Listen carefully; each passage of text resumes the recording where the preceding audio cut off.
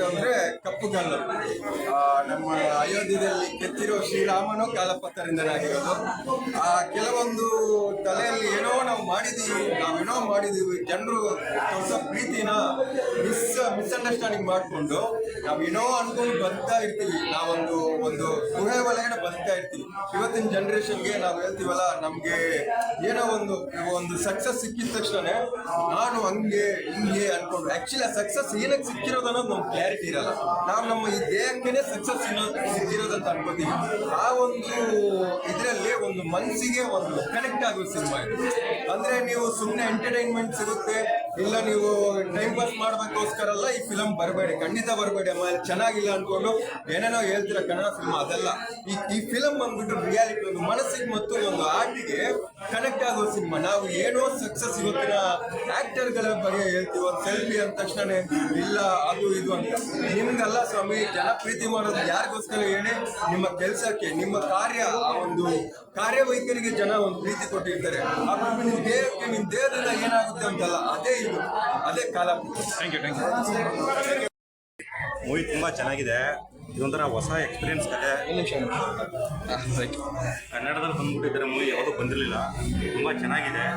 Actually hero ಬಂದ್ಬಿಟ್ಟು ನಮ್ಮ ಚಾಮರಾಜನಗರ ಡಿಸ್ಟಿಕ್ಕವರು, ನಾವು ಅದರ ಕೂಡ ಗುಂಡ್ಲುಪೇಟೆ. ಮೂವಿ ನೋಡ್ಬೋದು, ಆರಾಮಾಗಿ ನೋಡ್ಬೋದು. ಕನ್ನಡ ಮೂವಿ ಎಲ್ಲ ತುಂಬ ಚೆನ್ನಾಗಿ ಅಣ್ಣವ್ರು ಬರ್ತಾವ್ರೆ ಲಾಸ್ಟಿಗೆ. ಅದೇನು ಅಣ್ಣವ್ರು ಬರ್ತಾವ್ರೆ, ಅದ್ರ ಅಣ್ಣವ್ರನ್ನ ಎಕ್ಸ್ಪೀರಿಯನ್ಸ್ ಆಗಿ ತಗೊಂಡು, ಅಂದರೆ ನಮ್ಗೆ ಅಭಿಮಾನ ಬಂದಾಗ ಅಭಿಮಾನ ಬಂದು ತಲೆಗೇರ್ಬೋದು, ಅದ್ರ ಬಗ್ಗೆನೇ ಮಾಡಿದ್ದಾರೆ ಹೇಳೋರಷ್ಟೇ. ಚೆನ್ನಾಗಿದೆ. Okay thanks. ಅಂದ್ರೆ ನಿಜವಾಗ್ಲೂ ತುಂಬಾ ಚೆನ್ನಾಗಿದೆ, ಎಕ್ಸ್ಟ್ರಾಡಿನರಿ. ನಾನು ಬರ್ಬೇಕಾದ್ರೆ ನಿಜವಾಗ್ಲೂ ಹೇಳ್ತಿದ್ದೀನಿ, ಅಣ್ಣ ಇದ್ದಾರೆ, ನಾನು ಏನೋ ಅನ್ಕೊಂಡು ಬಂದೆ, ಬಿಡೋ ಎಲ್ಲರೂ ಮಾಡಿದಂಗೆ ಸಿನಿಮಾ ಬಂದು ಕುಂತ್ಕೊಂಡು ನೋಡಿದಾಗ್ಲೇ ಗೊತ್ತಾಯಿತು, ದೇವರನ್ನ ಕಳೆದೇ ಹೋಗ್ಬಿಟ್ಟೆ. ಅಣ್ಣ ತುಂಬಾ ಚೆನ್ನಾಗಿ ಆಕ್ಟ್ ಮಾಡಿದ್ರ.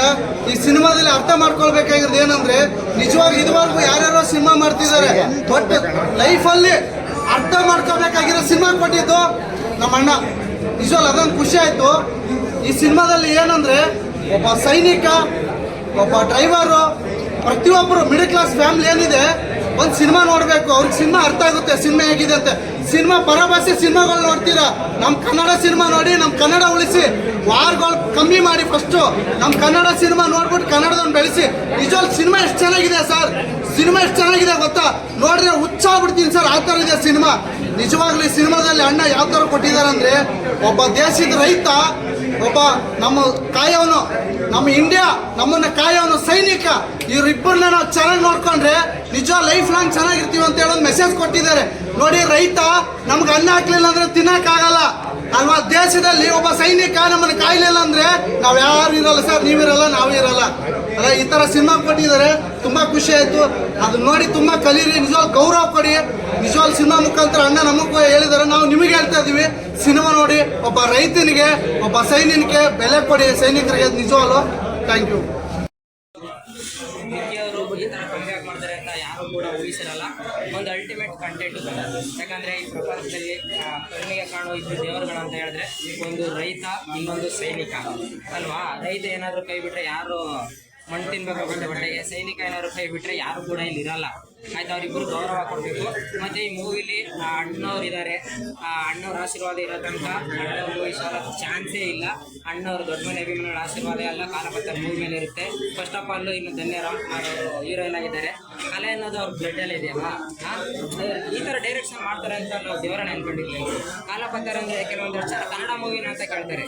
ಆಯ್ತಾ, ಇದು ಕನ್ನಡ ಮೂವಿನೇ ಪಕ್ಕ. ಎಲ್ಲ ಮಿಡಿಲ್ ಕ್ಲಾಸ್ ಹುಡುಗರು, ಇವಾಗ ಪ್ರತಿಯೊಬ್ಬರು ಸೈನಿಕರಾಗಬೇಕು ಅಂತ ಹುಡುಗರ ಆಸೆ ಅಲ್ವಾ? ದಯವಿಟ್ಟು ಯಾರ್ಯಾರೆಲ್ಲ ಸೈನಿಕರಾಗಬೇಕು, ದೇಶ ಸೇವೆ ಮಾಡ್ಬೇಕು ಅಂತ ಇದ್ದೀರ ಅವರೆಲ್ಲ ಬಂದು ಕಾಲಪತ್ರ ಮೂವಿನ ನೋಡಿ ಒಂದು